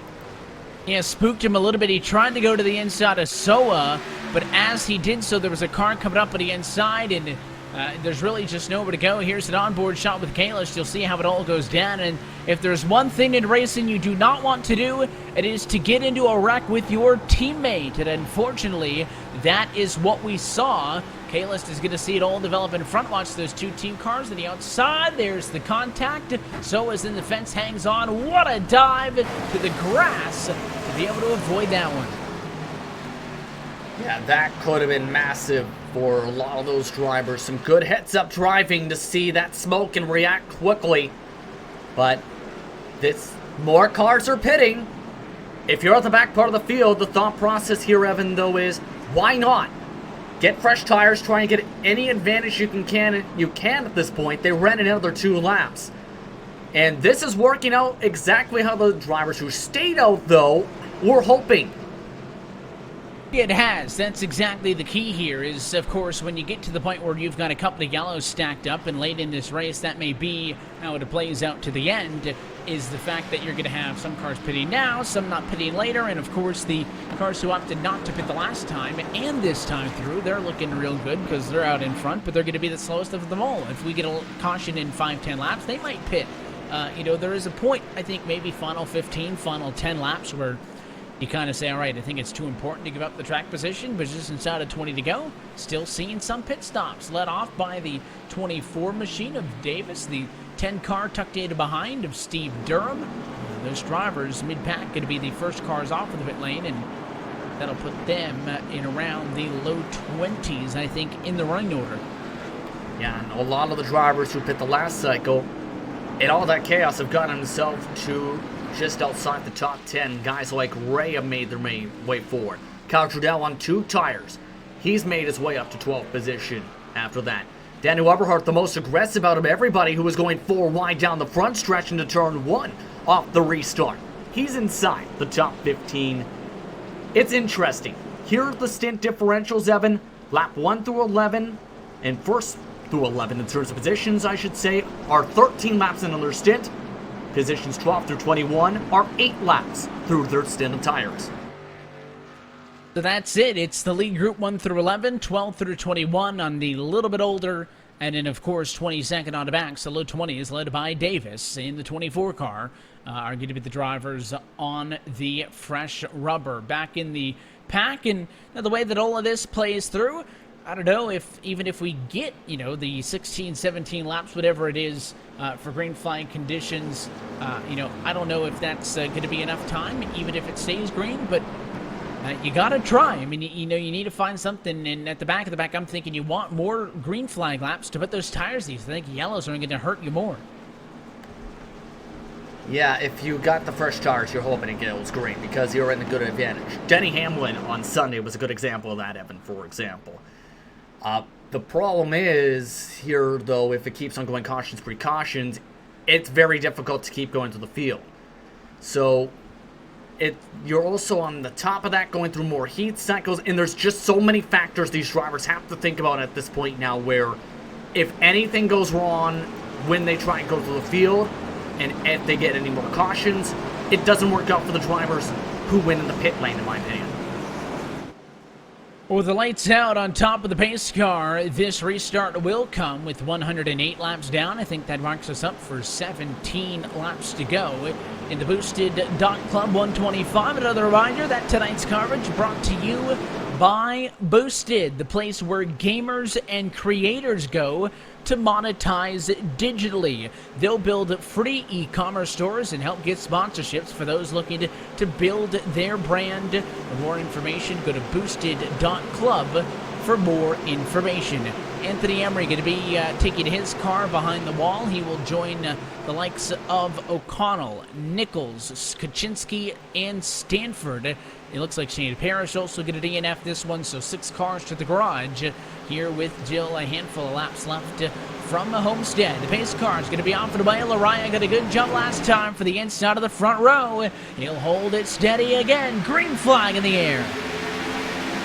Good jump in and massive stack up in the back. Drivers couldn't get going.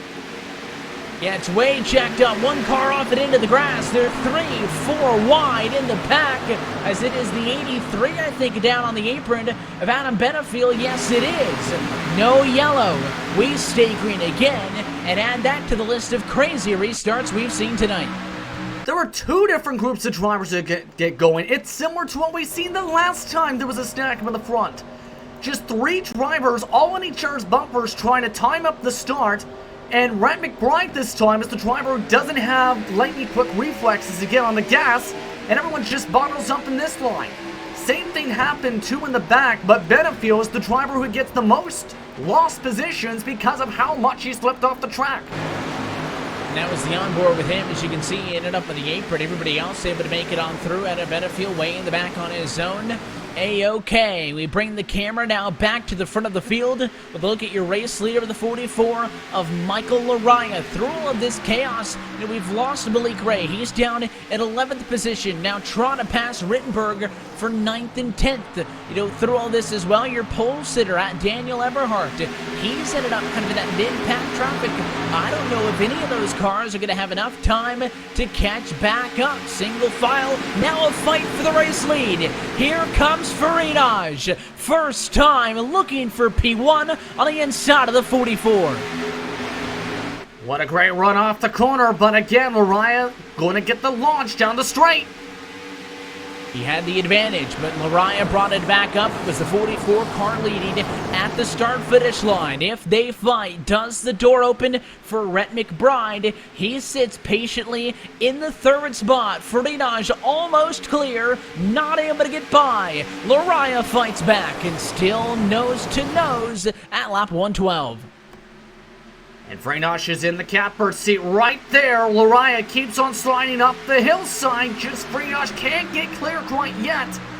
I think Freynosh, though, is in a great spot to clear this time by. 3 different races in 2023 different winners. It could Andrew Freynosh be number 4. New race leader, lap 113. For the first time, the defending champion is out in front from 39th on the grid. Freynosh makes the move on Lariah, but the 44 is not going to back it down. He goes right up into the marbles at a turn 4 to stick with him. McBride falls back a bit. Here comes McClendon in a fight for P3. What a heck of a run, though, for McClendon. He's a plus 17 in this race, despite having damage. That Go 22 machine has found its way to go to the front all race long today, Evan. What a heck of a race for McClendon after such a rough winter series. It has been really a good go for that number 22 machine. You talk about how the championship standings have, played out so far for this season, and Scott McClendon obviously looking to get a bounce back. Has started all 3 races, but still looking for his first top 5 and top 10. He's had fast race cars, just hasn't gotten the results. Is it going to come tonight?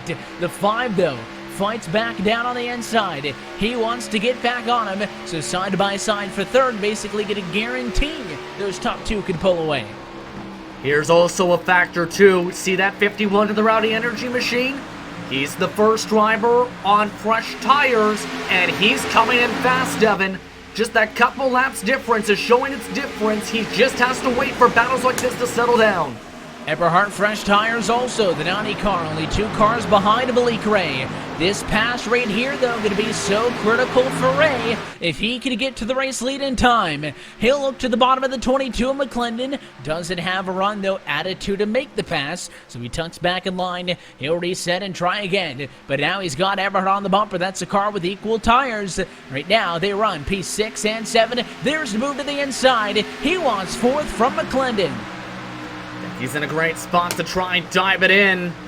That's exactly what he's doing, holding it right towards the edge of that rubber at the bottom of the racetrack to get that proper turn in. And look how much of a good launch that gives you, even on the slightly fresher tires, if you're able to stick that. And as the 90 now has to be next due up, I think that Freynosh and Lariah would have really benefited if those 2 cars could fight each other. Not the case. Malik Ray made the move. Daniel Eberhardt made the move. They take turns. Now the 51 car up into position number 4. And he's got Eberhardt behind in the 5 spot. But here's Ray now on the inside of McBride. Some 0.8 of a second off of the race leader. Another pass completed. And the 51 car's now in 3rd. If I'm the rest of the drivers at this point in the top 2, I'm looking back at these 2, the 90 and the 51, and thinking, oh boy, we could be in trouble because in open space, they're 2 of the quickest cars on the racetrack right now with that small difference in tires. There's a strong chance Ray can reel these guys in quickly, along with Eberhardt. You're on board with him. You can see the difference. Freynosh has been able to pull away just a little bit from Lariah. Hasn't totally separated himself with the 44 car. 2-3 car lengths off and a caution at 119. A couple of them around in turn 2. Steve Durham in the 10 is one of them, but it is a mess much larger than just him. And Thomas George, one of the Steel Horse Racing machines, is the one who got turned around to stall this here, Evan, I believe, because Liam Sheen hit the back end of him in the 9th position, and the stack-up collects Durham and Cadell to trigger the caution flag. The 52 almost looked like he got pushed in there by the 77 behind. You watch the replay here. Look right at the front, the 52, the 77, they get into the 9. They start spinning. They all hang on to it, and then there it is with the 10, who does end up being the bumper car. He and Cadell end up into the outside wall in a tough break at lap 119. Means that we may be getting set for the green-white checkered finish, because this time by, only going to be 5 left to go on the scoring pylon. Yeah, this is going to be very tight, and this is not what some of the drivers wanted to see, I don't think, here. You can see again, Sheen sent it pretty good into the quarter entry, just misjudged with George. Everyone saved it well. The problem is, Durham just didn't lift off the gas. He kept it at a straight up 140 plus miles an hour, trying to dive through the middle to try and gain positions. I don't know if I like the decision. You'll see right here, just tries to send it hard to gain positions instead. He hits the wall hard instead. But unfortunate break, more split strategy on the pit road. A couple of cars towards the back opting to come down to the pit lane, but of course your race leader is not doing so. They want to protect their track position as much as they can, and fortunately for them, of course, I mean, I guess it depends who we're talking about, because I don't know. I mean, it's a toss-up. As you see, Malik Ray in the 51 machine, he comes off of the pit lane here. Joseph Tice in the 1 is going to end up being your race leader, but how big is the buffer actually going to be? To correct you, it's Lariah up at the front, but 8 drivers stayed out here, Evan, and Malik Ray is amongst a few drivers who took 2 tires. Jared Morgan also did the same. This might get chaotic. I'm going to put it this way here, because the buffer, I think, is going to potentially be a cause of a caution flag before they get through. And of course, you know, Malik Ray had 5 laps, Justin. If we don't see the yellow, do we think he was going to get there on time? I think if he did, it was going to be last lap. I mean, it was going to be last minute. So if you're Lariah, I don't know if you're feeling any better or feeling any worse, because the way that the pit cycle shakes out is the guy that you're really worried about in the 51 Malik Ray has scored in 11th position. I don't know if the better tires, but further back is better or worse for Malik Ray. I think Malik Ray would have been better off, maybe not necessarily staying out, although he had better tires. I don't know if he can do it from P11, though. I don't think so either right now, with how many cars are up in front of him, especially on 2. I don't think he might be able to get it there in time. It's looking like it's going to be a natural green-white checker situation, Evan, here. So, again, I bet there might be a caution flag before we get a checker flag here, the way this is going to go. We'll see if it does require overtime or not. If the lights were to go out on top of the pace car this time by, we would see a green-white checkered finish, but it would not be overtime. It would be for 124 and 125, and we would save all 3 of those attempts at a green white checkered should they be necessary. We have never had to use all 3 this season. As far as up to overtime, we've seen some overtime finishes in the past, but you have never had to exhaust all 3 opportunities. Let's see how the lights on the pace car fare. They are out. So a green-white checkered, but not an overtime. Do we call this the de facto first attempt of 4? I think the proper term, Evan, is natural green-white checker. I think is preferred here. So I would call it that at this point, but this can go any direction of the way this is going. Lariah's in a great position. He's shown good short run speed. He might be difficult to pass. Second on back might be a toss-up. And how wide do they get? Tires are going to be better, but if you don't have holes to go for, let's just put it this way, Justin, they're not going to lift. They're going to make a hole, and that's how things get ugly real fast. Of course, all we have to do is get to the white flag for this race to be official, should we get to that distance. But the lights are out. It is going to be a front row of Michael Lariah and Liam Sheen. Pascarella and Tice on row 2. Parkman and Scott row 3. Davis, Kalis row 4, with Caldwell and Pellegrini row number 5. Rest of the running order, of course, at the top of your screen.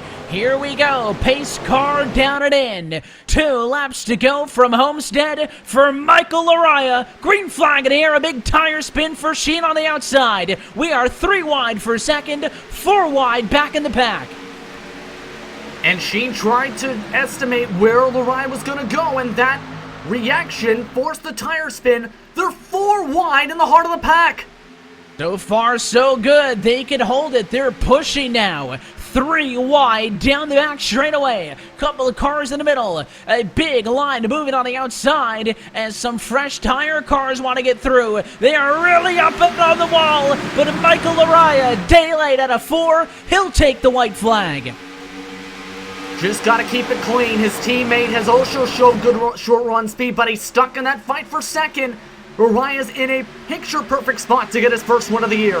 Eberhard, fresh tires. He's 3 wide, back into P5. 3 wide, now in a fight for third, but it is all Michael Laraya as they fan out behind, who came into tonight as the points leader and is going to get his first win of the 2020 Full Throttle Cup Series. Homestead belongs to Michael Laraya, wrecking behind. And some drivers are not going to make it to the stripe. Eberhard got put in the wall for a top 5. He had been on that outside line, making the run. Eberhard squeezing 4 wide at the start-finish line. You saw cars wrecking, and now more cars wrecking.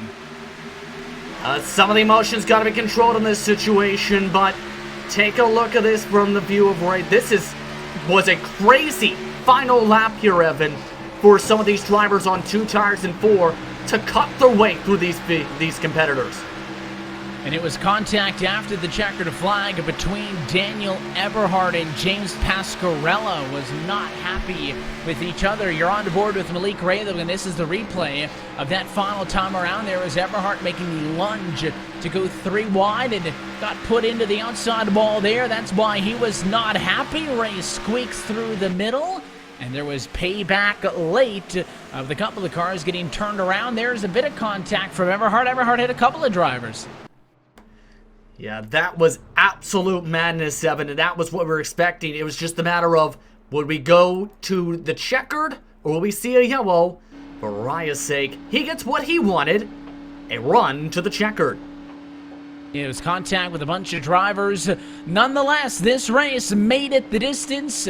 And Michael Laraya, we made the point at the top of the broadcast, highest data points with a win, leading the championship. He's got that checkered flag. He is locked in to the playoffs. Let's take a look at your RacespotTV full race results tonight from round number 4 of the 2020 Full Throttle RealSimRacing Cup Series. Laraya to victory lane, followed by Joseph Tice and James Pasquarella. We'll chat with those top 3, hopefully, in just a moment. Malik Ray comes up a spot short of the podium at 4th. The Daniel Eberhard probably should have finished 2nd.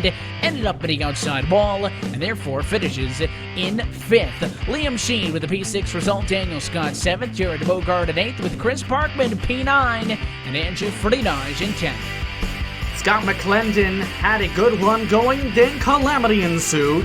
He finishes in 11th, outside of range of his first top 10 of the campaign. McBride comes home in 12th, Trudell in 13th, Colby Buck with a good run in 14th, Sean Catalyst in 15th. Grant Davis recovers from his hard hits to a 16th place run, while Bradley Burke puts on a Jimmy Johnson paint scheme, comes away with top 17 as a result.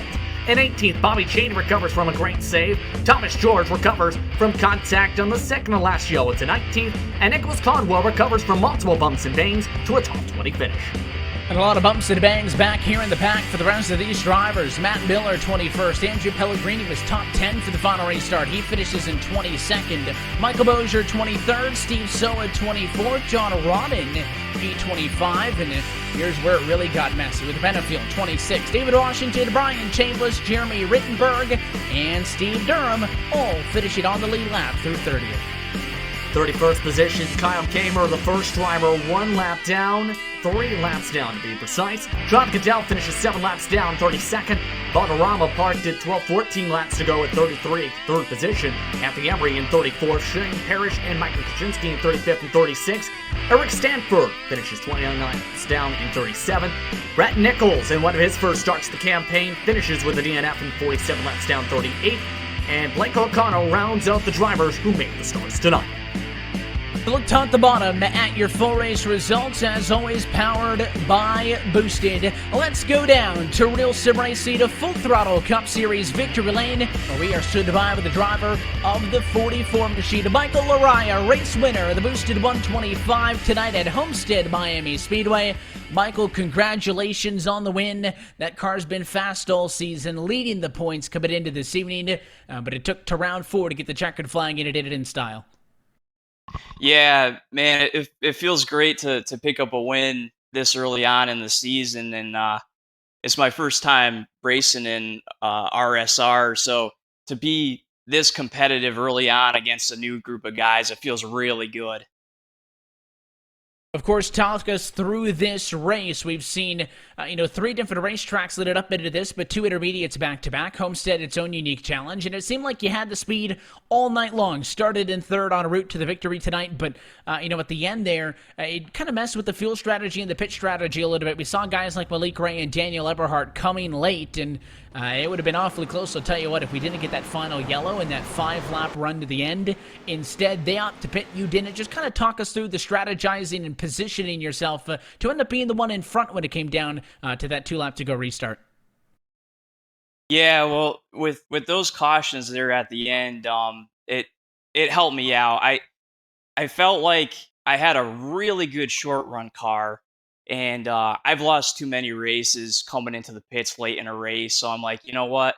Uh, Forget about it. The speed I have in the short run here, I got to take a chance, and I got to stay out. And luckily, enough guys behind me had the same idea, and they stayed out with me, and that gave me just enough of a buffer there. And just having those cautions in quick succession really helped out.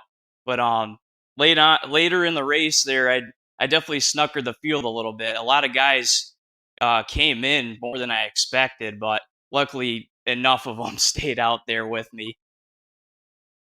Of course, you mentioned how important it was for you to get the race win in this one, and to be able to do so early on. Of course, a win guarantees you a spot into the playoffs for the round of 16, assuming that you make the minimum amount of starts required for the regular season, which we don't expect to be an issue. But, as well, not only the victory lane aspect of it, but to be able to run so strong and not finish outside of the top 10 at all in these first 4 weeks, I know has to be the confidence booster. So, you have races where you have speed, you feel like you could win, and you don't do it. Still good takeaways, but down to get the win to kind of put the cherry on top. Oh, for sure. It's always a great sign to be going into a new league and showing speed early on. I mean, it's a full field. There's a great group of guys in here, and I feel like myself and my teammates we're coming into this league, and we're showing a lot of promise, and we're definitely showing everybody that we're gonna be contenders for this championship. We'd mentioned at the top of the broadcast how well the team as a whole had been doing right up there with the likes of Aegis and Steelhorse, the teams that have been around at RSR for so long. But with your race win tonight, you become the 87th different winner in Real Sim Racing history. Michael, who do you want to thank? Who makes it happen? First of all, I got to give a shout out to Profile Machine Products for being on board the car. And I also got to give a shout out to my teammates, Joseph Tice, Bradley Burke, and Grant Davis. We all put in a lot of effort throughout the week to practice for these races. And without them, I wouldn't be as successful. So big shout out to those guys. A good night for you and a good night for the team as well, Michael. Again, congratulations on the race win. Thanks for being a part of the series on Monday nights, and we'll catch you next week. All right. Thanks, guys. The race winner tonight from Homestead. Well, he name-dropped the driver who came home in second place, Justin Prince. Joseph Tice with a P2 finish. Your trackside with him. Yes, indeed. Joins us here in the broadcast booth. And Joseph, an error-strong run for you, one of the main contenders inside that top 5. How does it feel to be the second part of a Team 1-2 effort tonight? Well, I certainly enjoyed it. If I got to lose to anybody, I always want to lose to my teammate. And me and Michael ran top 5 pretty much most of the night, so I was happy to get back up there with him. He mentioned a lot of the preparation you guys put in for tonight's race. What was that preparation like for you to make sure you were a contender for this race and fight with the best of the best, including the guys like Ray, like Eberhard in terms of speed? Well, we just came into this league as a team just this year, and we want to make sure we're prepared every week. So we, have a team practice, and we do long runs, we do a couple short runs, but it's just basically knowing the trends of the race and not being surprised by anything. And basically, how would you describe how this race flowed in terms of trying to manage the tires and try and hold on to the track position throughout this event tonight?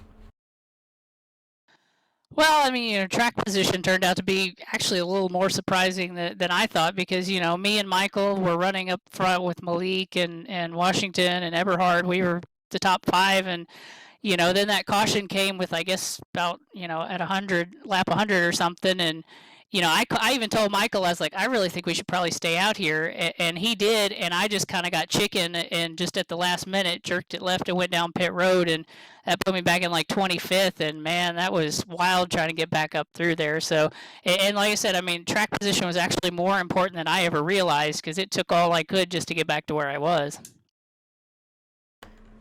Yeah, that's one of the main things when it comes to this package. Track position is key, especially where you start and holding on to that. It was shown in a lot of cases at the restarts tonight. One last thing here real quickly before we get to your final question. Next race is at Texas. Your thought on that racetrack?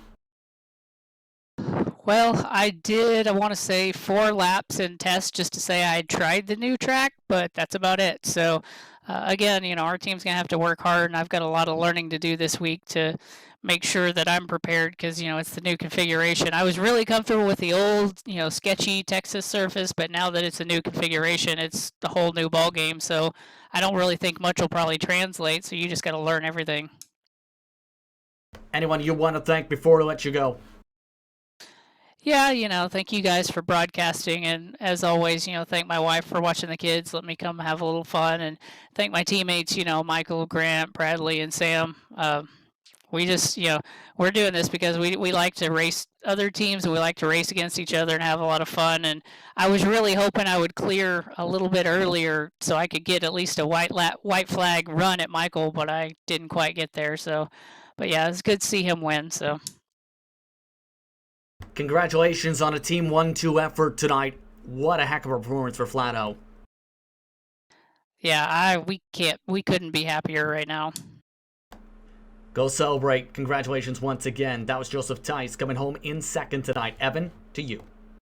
We'll continue things down with the driver who comes home in third place tonight, James Pasquarello Jr. James, congratulations on the good result. Did tell you what, for all of the chaos that this race saw late with the pit stops and the comers and the goers, you kind of were able to mind your P's and Q's as you cruise to what is a second top 5 for you on the season and snag third tonight at Homestead. How was it from behind the wheel?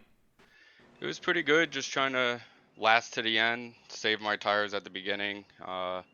A lot of people were trying to overdrive the turns and really run for the front at the beginning.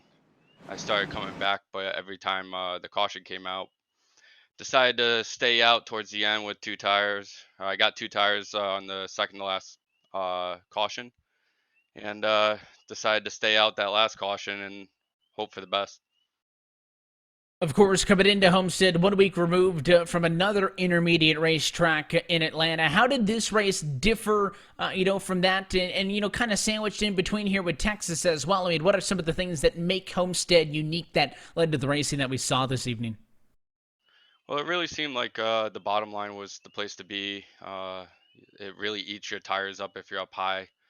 You could last up there for a few laps, but that right front will get a little too hot, and you'll start falling back. So I was just trying to pick my moves when I can, save my tires, like I said, and be there at the end.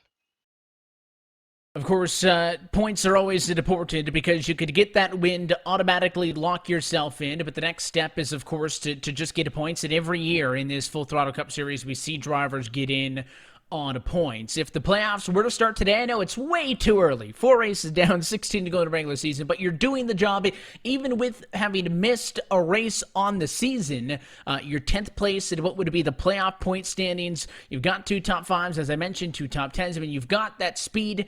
How is that encouraging for you to be able to get off to a good start despite missing, a trip around the racetrack? And how does that position you to race deeper into the regular season, knowing that you don't have to come from behind or anything? Yeah, it's definitely nice to be up in the top 10 early on. You just want to be there towards the end when the playoffs start. So where I am now gives me a little bit of leeway of laying back a little bit for some of these races and just play the points race. It off next week to the new version of No Limits Texas. It'll be round 5 of the Full Throttle Cup Series. What's the outlook at that track for the 77? I haven't tested there yet, but it looked like the Steel Horse Racing team and myself will be testing there a lot this week, trying to figure it out. I'm looking forward to it, though. It looks like a fun track. We're looking forward to it, and we'll catch you there. Before we let you go, James, anybody you want to say hi to? Yeah, I wanted to say hi to Rhett and the whole Steel Horse Racing. Couldn't be more happy being on that team. We had a lot of fun this weekend, big announcements and stuff like that. Kind of had our team running in the IMSA series with Santino Ferrucci behind the wheel. Didn't go as planned, but it was a lot of fun. It's certainly been a fun couple of days, a fun few weeks, and I think that'll continue for the rest of the month for the sim racing space. But at least for here tonight in RSR competition, James, you're third from Homestead. Congratulations on the win. Thanks for letting us bore you to talk some racing, and we'll catch you next Monday night. Thanks. Have a good one, guys. The third place finisher tonight from Homestead. A big shout out to all of our top 3 finishers for Michael Araya, Joseph Tyson, James Pasquarella for chatting with us post-race here. Justin, 4 different race winners now into 4 weeks out. Laraya gets his checkered flag. He leads the points on the playoffs. He's the highest driver in points now with the win, joining Eberhard, Ray, and Benefiel as race winners. Those 4 going to be in the playoffs come this 2020 campaign. I think it wasn't a surprise that we eventually would see Uriah come away with the victory. He just showed great speed along with his teammate Joseph Tyson many of these races so far by keeping his car up at the front and being strong, especially to the short to mid run for that entire organization. Heck of a job by those drivers again to show this speed early on. I think there's a chance, as they even say themselves, that they want to be factors in the championship. I think they definitely will be factors by the time we get to Phoenix at the end of the season. And of course, that trip to the Texas Motor Speedway next week is on the new one. Of course, Texas going to be playing host to a couple of big sim races these next few days, and we hope to catch you there with us then. Until next time, though, that's it for us here tonight for the virtual Homestead Miami Speedway. On behalf of the entire team at Real Sim Racing and at RaceSpot, for the broadcast crew tonight, myself, Evan Pasoko, for Justin Prince and Connery Bannock downstairs. Want to thank you for tuning in and congratulate Michael Araya, a first-time winner in Real Sim Racing. We'll catch you next time out from the virtual Texas Motor Speedway. That's next Monday night, March the 30th, right here on RacespotTV. That race at every race of the 2020 Real Sim Racing Full Throttle Cup Series is powered by Boosted. We'll see you from the Lone Star State. Good night.